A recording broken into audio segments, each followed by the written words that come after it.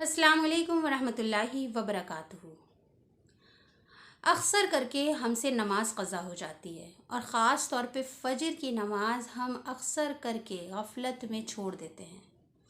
अल्हम्दुलिल्लाह कि अगर हमारा इरादा नहीं है नमाज़ छोड़ने का, यानी कि हम रेगुलरली नमाज़ पढ़ते हैं, बट समटाइम्स इट हैपेंस कि थकान की वजह से, नींद पूरी ना होने की वजह से या बीमारी की वजह से हमने अलार्म लगाया था, स्टिल हमारी नमाज़ क़ज़ा हो गई, हम नहीं उठ पाए नमाज के लिए। हमें लगा अभी वक्त है और नमाज जब हम उठे तो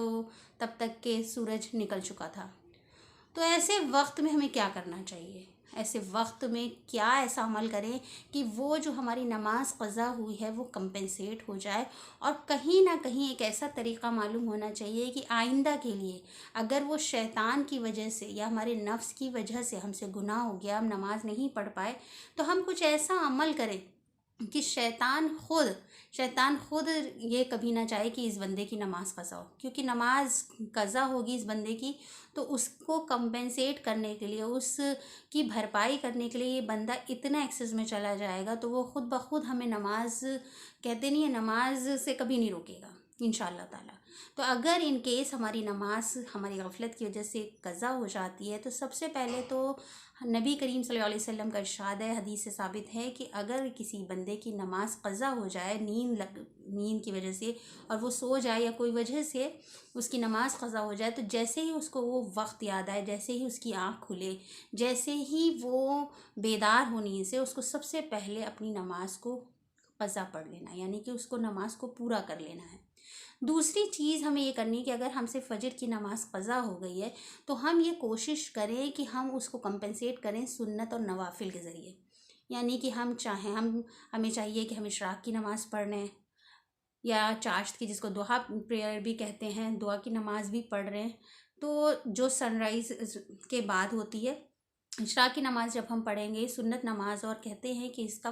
अज्र इतना है कि एक मुकम्मल उम्रे के बराबर है। तो इंशाअल्लाह ताला अगर हमसे फ़जर क़ज़ा हो गई है तो हम नफ़िल के ज़रिए, कहते हैं ना कि हदीस में भी आता है कि आप अल्लाह सुब्हानहू ताला अगर फ़र्ज़ नमाज़ों में कमी होगी तो नफ़िलों के ज़रिए उसको पूरा कर देंगे। तो इंशाअल्लाह हम कोशिश करें कि जिस दिन हमारी फ़र्ज़ नमाज़ क़ज़ा होगी उस दिन हम नवाफ़िल का अच्छे से एहतमाम करेंगे। हम चाश्त की नमाज़ पढ़ेंगे, हम इशराक की नमाज़ पढ़ेंगे, या हम अव्वाबीन की नमाज़ पढ़ेंगे, तो हम अपनी नवाफिल, या हमें नहीं आती हैं सब नमाज़ें तो हम ऐसे ही नफिल नमाज़ों में इजाफ़ा कर देंगे इंशाअल्लाह ताला।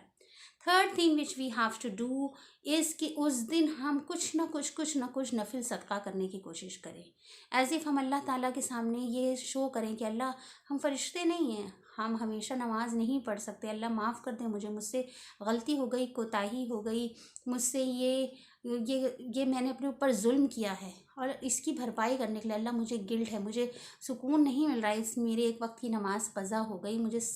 कहीं पे भी सुकून नहीं मिल रहा, तो उसको कंपेंसेट करने के लिए अल्लाह मैं तेरी राह में ख़र्च कर रहा हूँ, किसी की भी मदद कर रहा हूँ। तो आइंदा ये होगा जब हम इतने नेक अमल करेंगे और अल्लाह से सुब्हानहू तआला से सच्चे दिल से नदामत करेंगे, तो एक तो अल्लाह सुब्हानहू तआला इंशाअल्लाह हमारी उस नमाज की क़ज़ा को कबूल करेंगे, और दूसरे शैतान भी हमारे नमाज के रास्ते में कभी नहीं आएगा। उसको लगेगा ना कि जितना ये इसका नुकसान होगा उससे कहीं ज़्यादा ये अल्लाह को अपने मना लेगा। तो इंशाअल्लाह हम कोशिश करें कि हम, अगर हमारी नमाज क़ज़ा होती है तो हम आइंदा की नमाज़ों में बिल्कुल कोताही नहीं करेंगे, और हम अपने नफ्स को कहीं ना कहीं हरा के रहेंगे। व आखिर दावाना अनिल हम्दुलिल्लाहि रब्बिल आलमीन। अस्सलामु अलैकुम रहमतुल्लाहि व बरकातुहू।